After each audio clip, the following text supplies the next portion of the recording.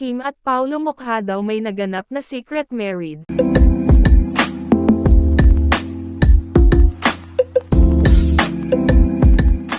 Pagkatapos ng kanilang mahabang bakasyon, muling naging usap-usapan sina Kim Chiu at Paulo Avellino.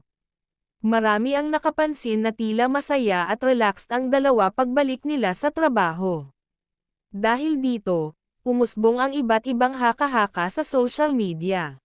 May mga nagsasabing baka sinadya raw ang mahabang bakasyon para magpahinga ng husto. Ang iba naman ay nag-iisip na baka may mas malaking dahilan sa likod ng kanilang pag-alis. May espekulasyon pa nga na posibleng nagpa-secret married umano ang dalawa. Wala namang opisyal na pahayag mula kina Kim at Paulo tungkol sa mga balitang ito. Pinili rin ng kanilang mga tagahanga na igalang ang kanilang pribadong buhay. Sa kabila ng mga tsismis, nananatiling tahimik ang dalawa sa isyu. Sa ngayon, haka-haka lamang ang lahat at hinihintay ng publiko ang katotohanan.